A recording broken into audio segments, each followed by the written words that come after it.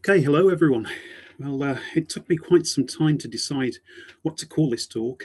I started off with a family story discovered because that's exactly what it was, a story that was uncovered bit by bit over more than 10 years. But that title's a bit boring, even though the story hopefully won't be. So, next, paraphrasing a line from a popular film, I thought that to Gallipoli and beyond might be good. But then I guess that someone else may well have used that before in the talk. So finally, I decided to use some words from an obituary written by a friend of my family member. Words which were published in their local newspaper. Knowing something of his adventures in the Great War and afterwards, it just seems so appropriate, and it also makes me smile every time I read it. So, anyway, here's the story that I uncovered bit by bit, and it all starts in the town where I was born, Bromsgrove, about halfway between Birmingham and Worcester in the middle of England.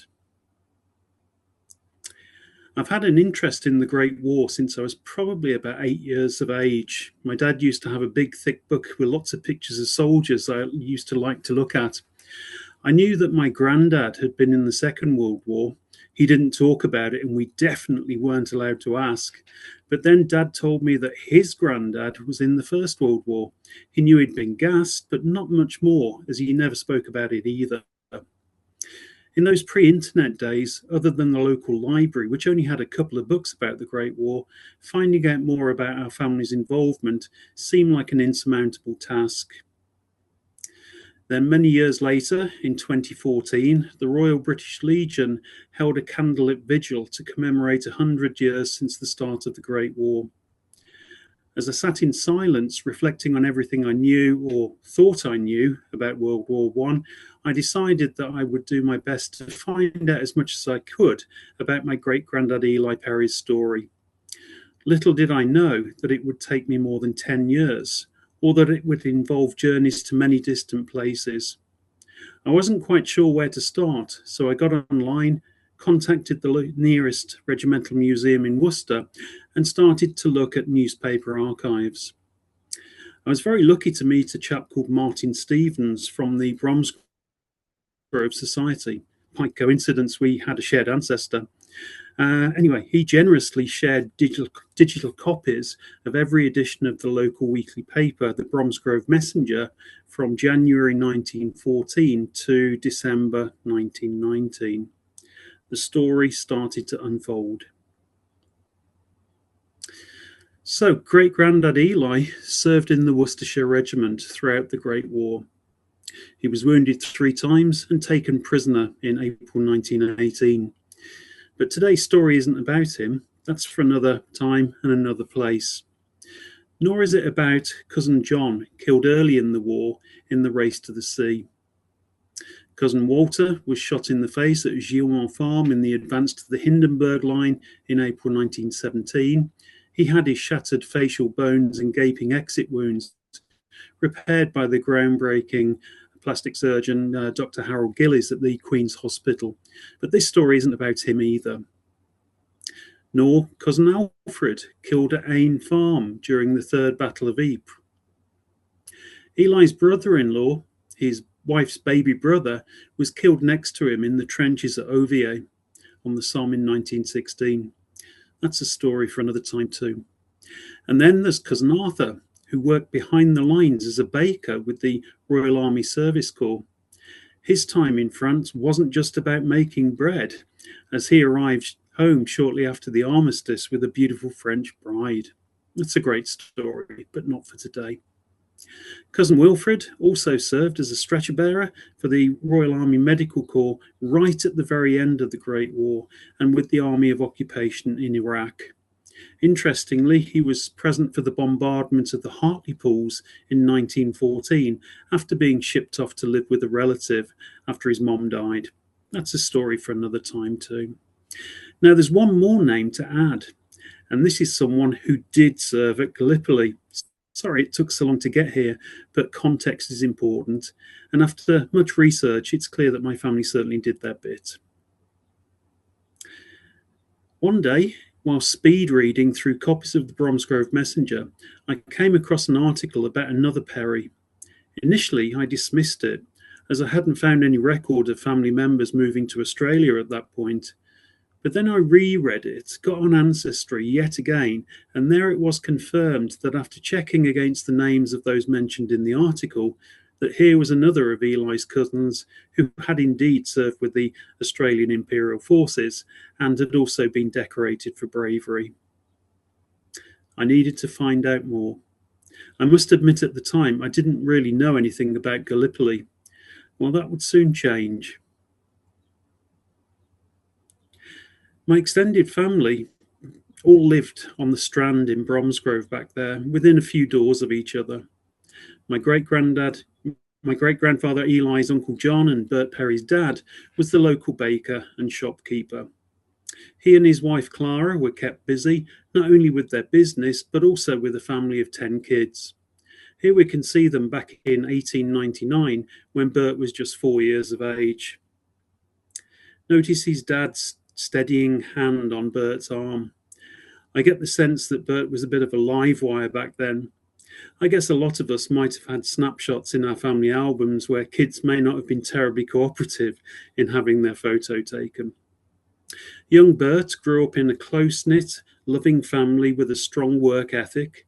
They were deeply religious, and in addition to all his other responsibilities, his dad was also a lay preacher at the nearby Methodist church just a little way up the Birmingham Road from the Strand. Here we see a street scene on the Strand at the top of Bromsgrove High Street from around 1907 and what I think is Bert's dad's shop. If that's correct, then the youth with his arms folded and showing a bit of attitude could well be one of the Perry boys, maybe even Bert, who looks like he'd rather be doing anything else other than doing some work, or maybe he'd seen the camera and was just doing a bit of photo bombing. Life must have seemed fairly comfortable in the early 1900s. His family were close, business was good, and Bert's parents were certainly better off than most of the other members of the extended family who worked long hours for little pay as nail makers. Then in 1908, everything changed when Bert's mum suddenly died. His dad struggled without his wife's business acumen, and the younger kids were farmed out to older siblings to ease his burden a little.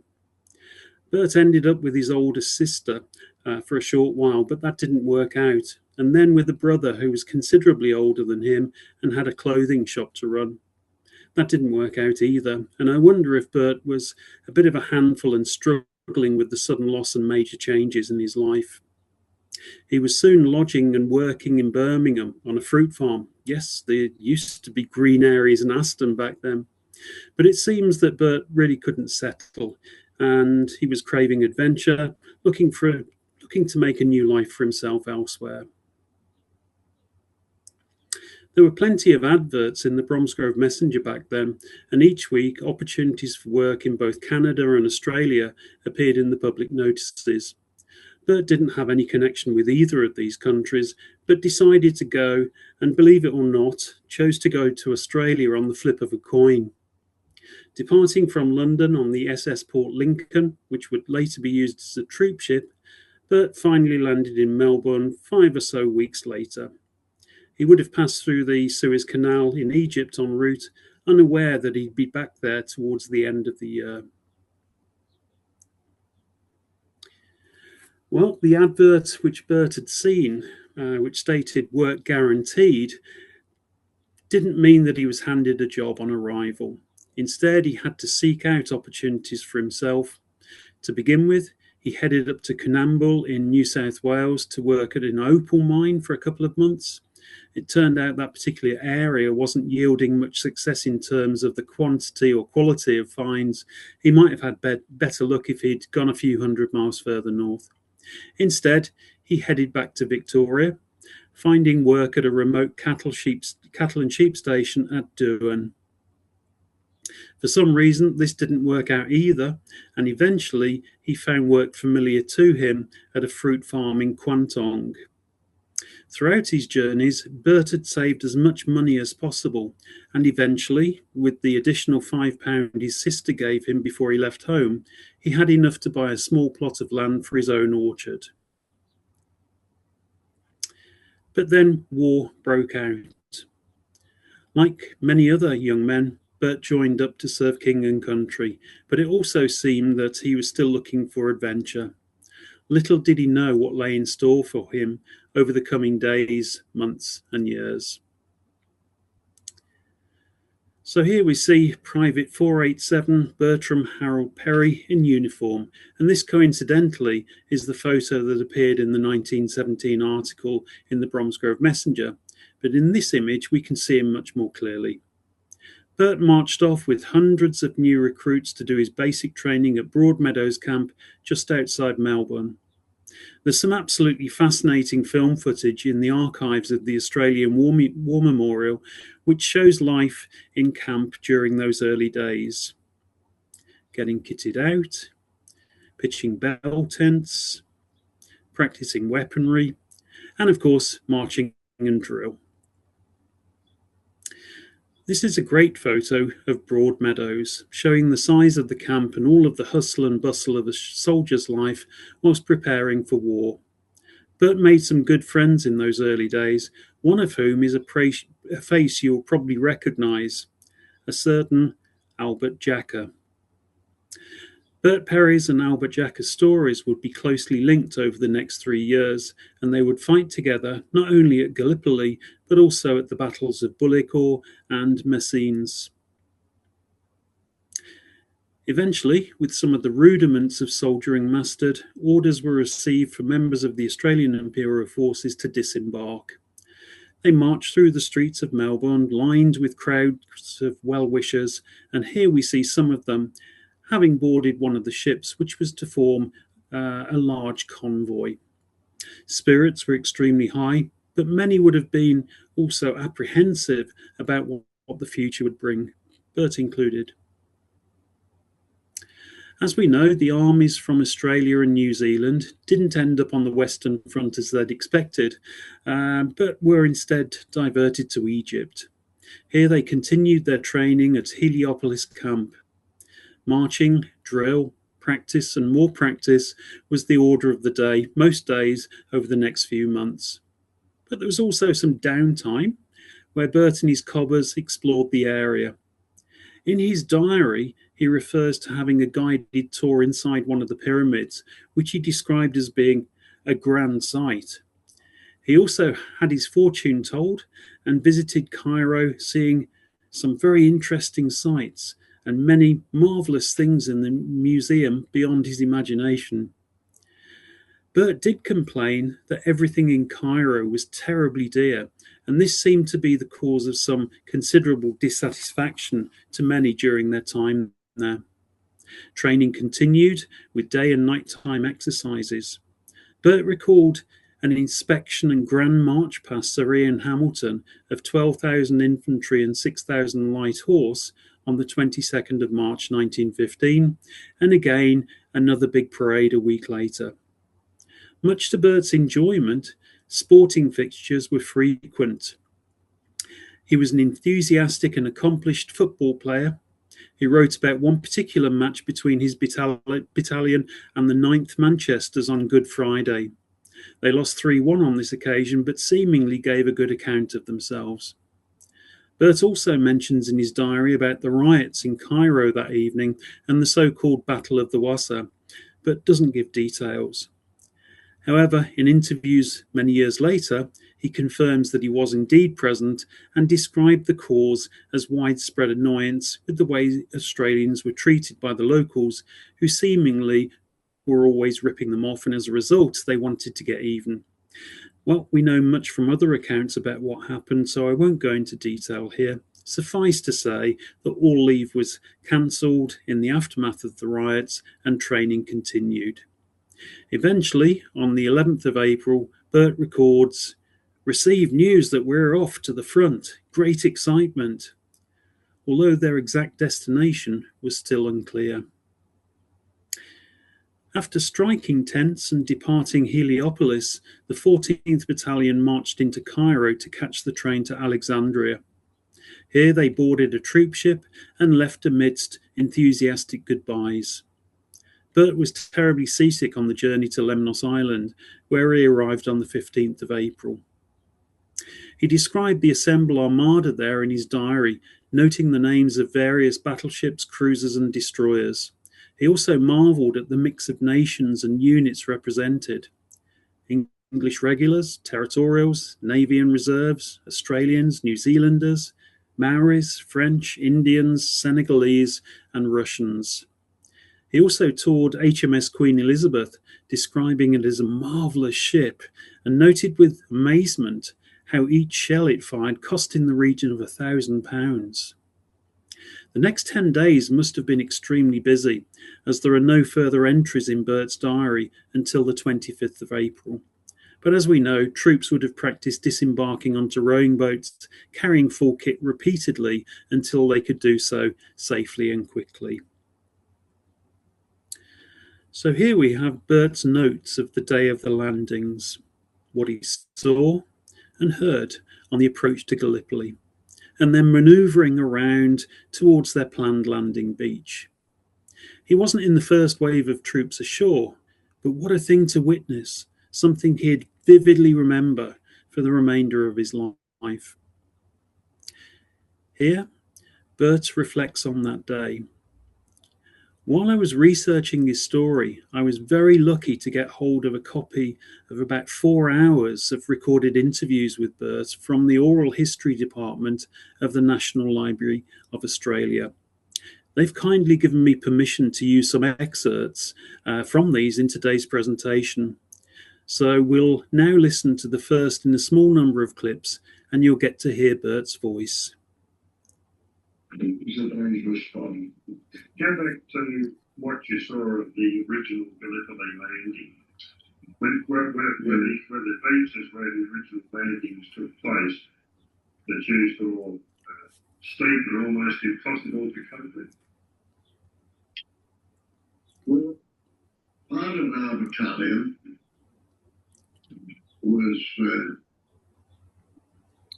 in the landing, and the other part of us had to stay on the ship until the people in command knew what was happening. And we couldn't get off the ship because so many casualties came from the shore to our ship that it was practically a hospital ship. How did you feel about that? How did you feel about that? Well, when anyone feel that there were hundreds, the number of them in hundreds, and all come out there, legs off, arms off, all sorts of, all shocking. This must have been what a baptism. That for a 19-year-old. Yeah. The following morning, Bert and his mates were finally able to board a destroyer and then disembark onto rowing boats to complete their journey ashore. They were soon amongst the shells and the bullets, and Bert commented on his luck making it to the beach, suggesting that he seemed to have a charmed life. Others, as we can see, weren't so lucky. Jumping from the boat and landing up to their thighs in water, Bert and his mates waded ashore. There was a frenzy of activity on the beach and still some confusion. Much of that day was seemingly spent getting organised and helping bring supplies ashore before eventually heading inland. So here we see the landscape that troops had to navigate after leaving the landing beach, through Shrapnel Valley and up to the second ridge on the horizon. When I joined a tour making this journey, it also took us a good couple of hours, just like Bert, but of course we weren't under fire or carrying the kit that they needed. We were a few years older than most of the troops making this journey, granted, but it was a hard walk and really did give us a great appreciation of the challenging nature of the terrain that had to be covered. And when our tour leader pointed out the Turkish ziggurat at the 57th Infantry Regiment Memorial at the chessboard, we realised how vulnerable we would have been to sniper fire for much of the way. To walk in Bert's footsteps in this way many years later was really an amazing experience. The 14th Battalion took over trenches at Courtney's Post, where they remained for the next 5 weeks. There was to be much intense fighting during this period, and Bert had many close shaves from bullets, bombs, and even a pal's bayonet. He also sadly lost quite a few of his mates. Here on the right, we can see a contemporary photo of Courtney's Post and 2 lines of trenches, the front line and reserve, which were perched precariously on the edge of the escarpment of the second ridge. And on the left, we can see someone you might all recognise, surveying the scene from a slightly different angle. Note the sea is clearly visible from here. We know that supplies of water were very limited, and everything needed had to be carried, sometimes at great peril. Bert described a couple of incidents of note. The first, very painful and scary, I'm sure, but the second was a wound to his integrity, which left a feeling of outrage even many years later. One day, I had been sent by our commander to get a bucket of water. Where did you have to go to get that water? Oh, down a little bit of a cliff where water was stored, and I was sent to get this bucket of water to cool the rifles that were so hot from the fire that we were pouring into the Turks. And Tommy Teal ordered me back into the trench, and I was disgusted. He would make it out that I was running away. So I never forgave him for it. The officer that Bert refers to there was, of course, Major Thomas Heron Steele of the 14th Battalion. One of the most famous incidents at Courtney's Post occurred during a determined and mass Turkish attack on the trenches there in the early hours of the 19th of May. Bert reflected in his diary that it was a very close thing, especially when a number of brave Turkish soldiers managed to breach the defences and entered the Australians' trench system. Here, Bert gives his account of his role in the action that followed.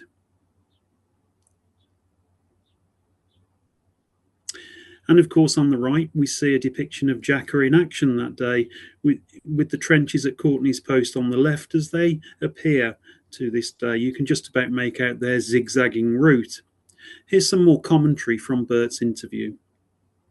The battalion that I was in, the 14th Battalion, which incidentally was Jacker's mob, Wasn't it?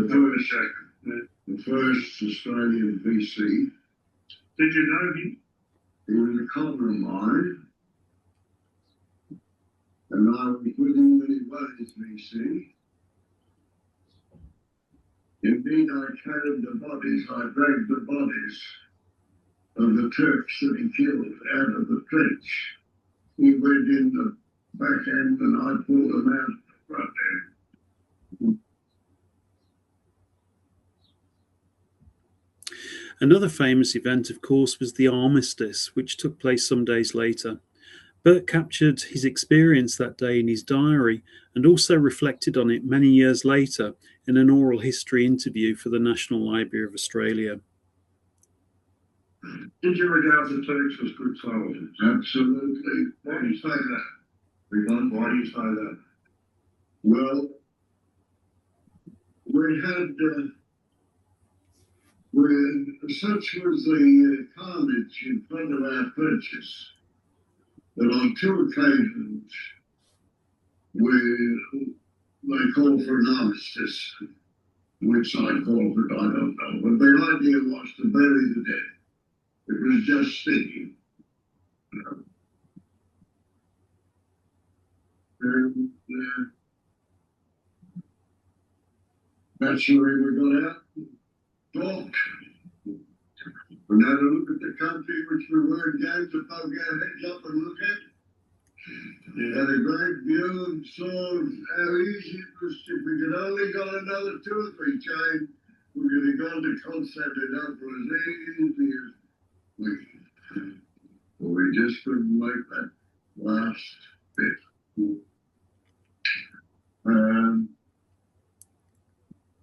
What did you ask me?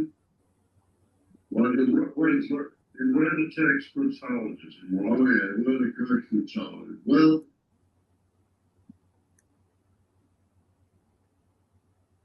of course, the Turks were gentlemen fighters, gentlemanly fighters, the same as Australians were.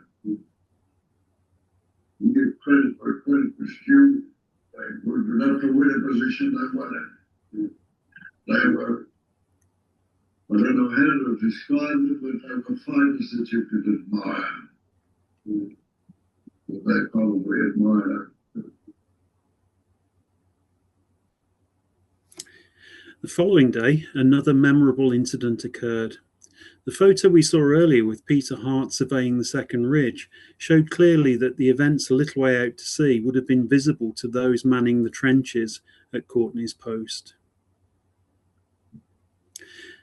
More near misses followed for Bert, and then finally, after 5 hard weeks of fighting, the 14th Battalion were relieved. Here we see Shrapnel Valley today, and one of the local inhabitants who often escorts battlefield tours around Anzac. Even when relieved, there were additional close shaves back on the beach as troops tried to clean themselves up after the many days or weeks without being able to wash properly. Here are 2 accounts from Bert's diary, showing just how dangerous doing ablutions or having a swim could be, although it clearly didn't deter the men in this picture too much. As we know, there was an awful lot of illness amongst troops serving on the peninsula, and Bert wasn't immune. He picked up a bad chest infection and was evacuated to hospital in Lemnos for treatment and recuperation. Who knows, what with all of those near misses at Gallipoli, maybe that bad chest could have saved his life. We see from Bert's diary entry that his religion continued to be important, and he tried to attend services whenever he could. We can also see that he bumped into a former neighbour from the Strand in Bromsgrove, something that Bert would have enjoyed at the time, but might also have made him feel homesick perhaps. After recovery, it was back to Gallipoli again on the 14th of July. His spell there this time would be very brief though, as a few days later, his luck finally ran out. When a shell exploded practically alongside of me. It blew me into the air and on the heel.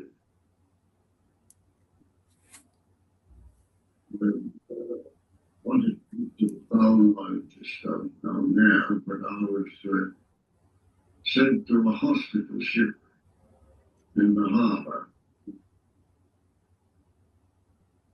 And from there, I was taken to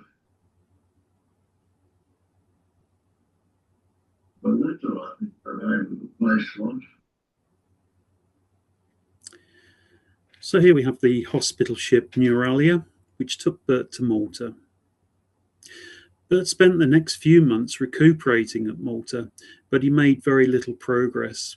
The severe sprain to his ankle, incidentally the same one injured previously when he fell down the cliff, had resulted in ligaments being torn.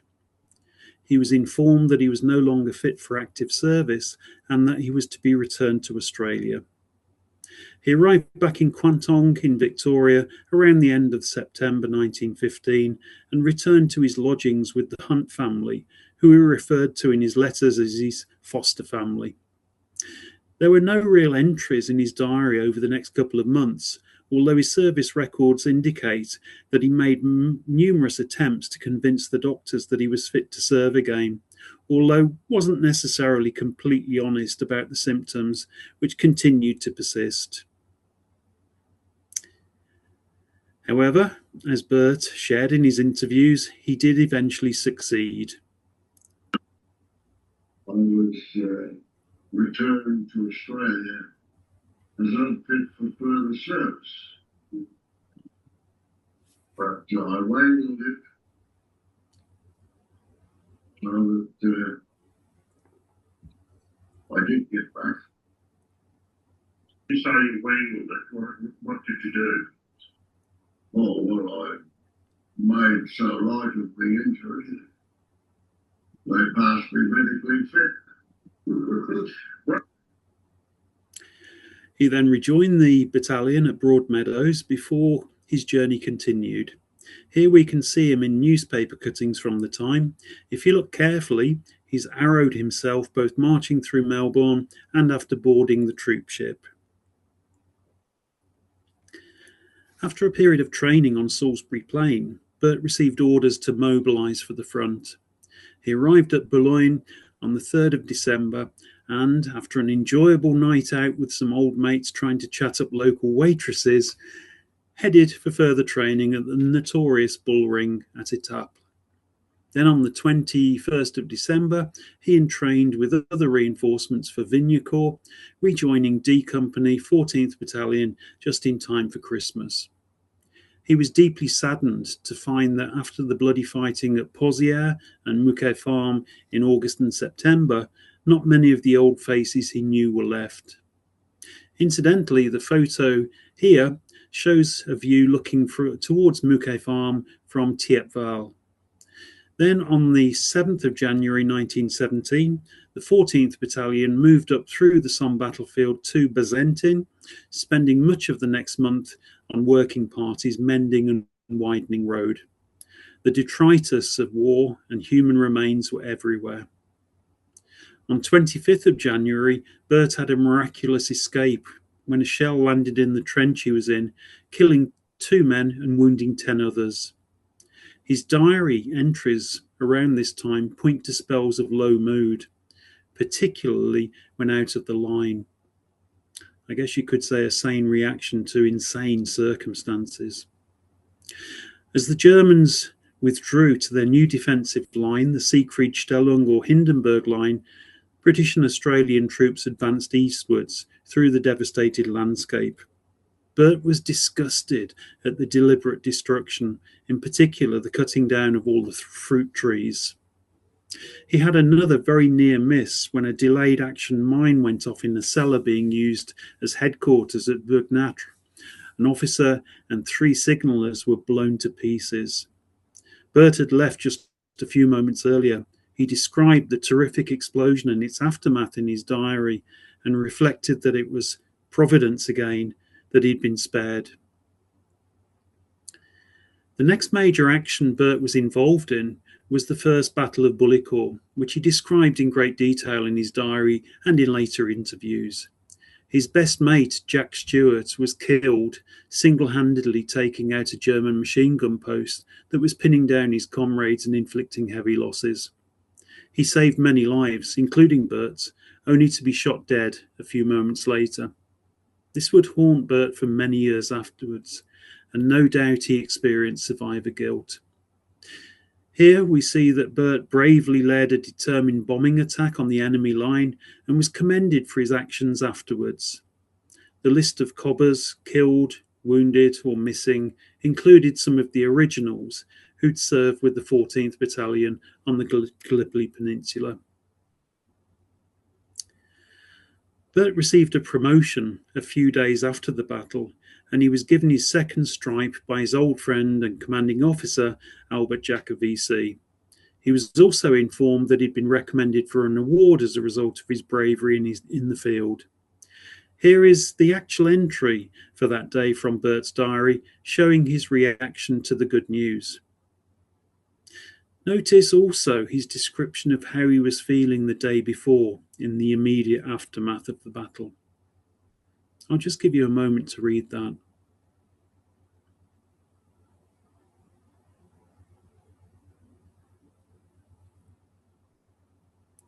Okay. And here we see Bert's soup ticket, as he called it.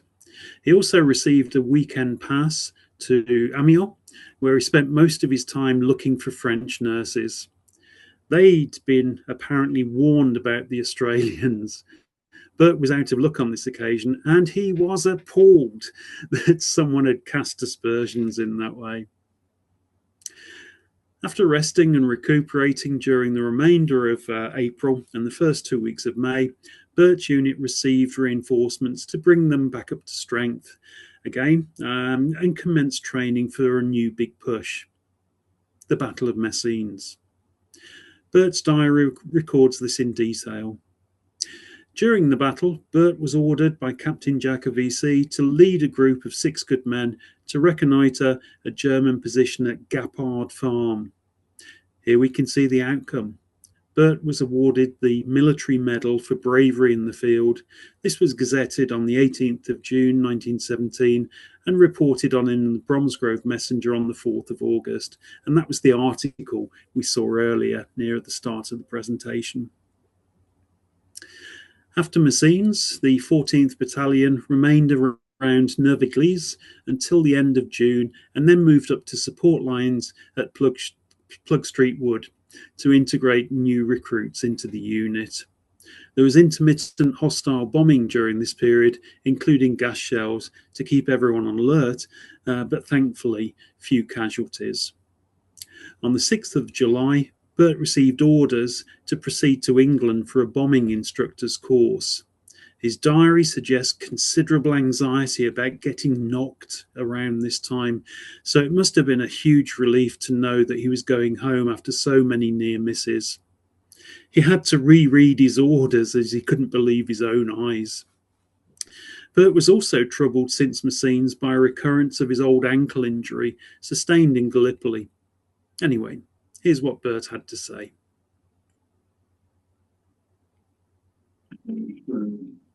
I was in France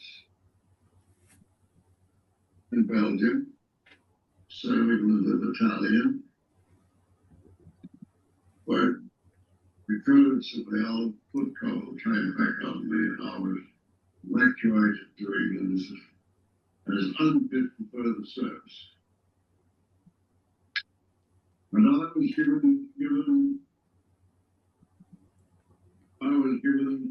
the task of training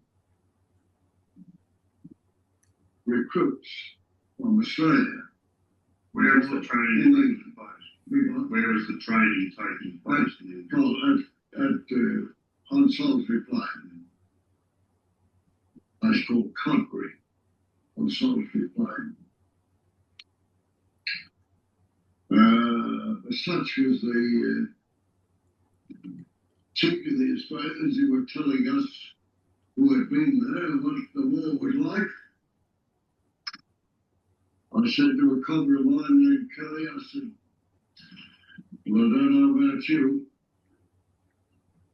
but I said, I've had this. I said, the first invitation to volunteer for any service, I'm into it to get out of this. Sure enough, sometime later, volunteers were called for a secret mission abroad. Bert and his cobber John Kelly headed up to London after volunteering for that special mission. They didn't know what it would involve, but were glad to escape from the drudgery at Codford Camp and get back into action again. It was to be an exciting and dangerous mission. Another one of Churchill's great ideas, just like Gallipoli. Even before leaving, Bert had another adventure, escaping from the Tower of London after all leave had been cancelled. So here we have Bert seated with John Kelly, along with other members of the top secret elope mission to northern Russia. You may have seen these photos before. They've appeared in a couple of books, which also included a lot of detail from the diaries kept by the two of them during their time at Archangel. So what did they get up to while they were there? Here we see Bert with a number of his NCOs at Solombola Barracks. They were advisors and trained the troops, as well as leading missions against the Bolsheviks. There were many dangerous raids and ambushes, also mutinies in the ranks, and at least one of the advisors was killed as a result of this. The weather proved to be a dangerous enemy too, with extremes in excess of -40 degrees. There were some lighter moments though. I particularly like Bert's story about going fishing with Mills bombs. I suspect he'd seen what happened in Gallipoli when a shell landed offshore. There was also some romance too, and a fight with a Russian officer whose poor sportsmanship made Bert see red. There's quite a lot of information on this slide, so I'll give you a few moments more to read.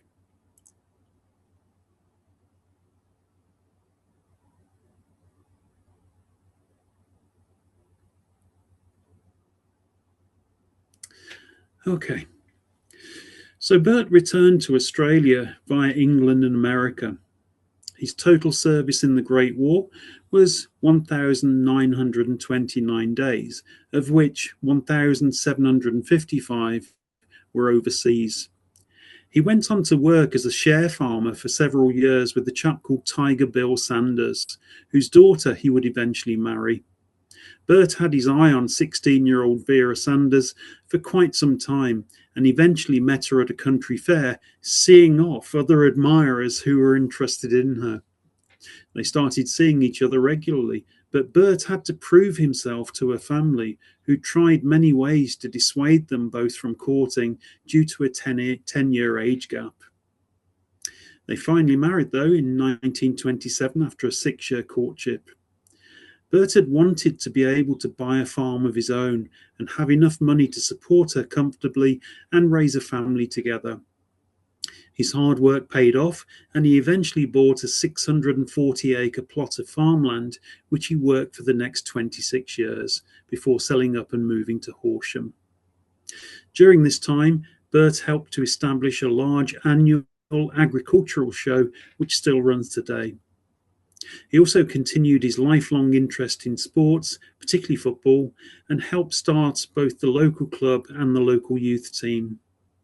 He was a committee member for these for many years, and even today there's a medal in his name awarded for the match held each Anzac Day to the players showing the best presence, skill and determination on the field. It's highly sought after and much prized by the winning recipient.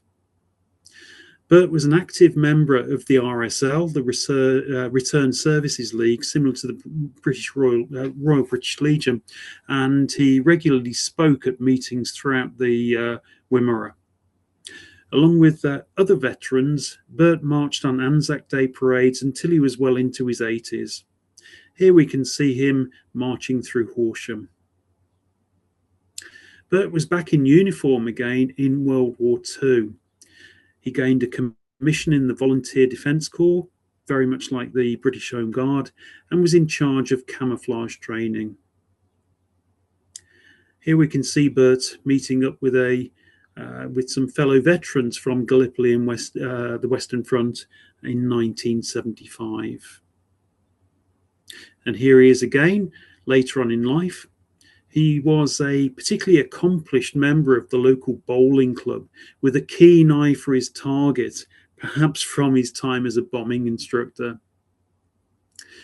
Bert wrote articles on a wide range of subjects, which were published in his local newspaper, the Wimmera Times Mail.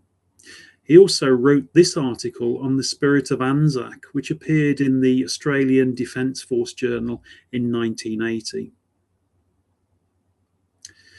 Bert was a well-known figure in his local community, a successful farmer, keen sportsman, Freemason, and was also a lay preacher at his local Methodist church for more than 40 years.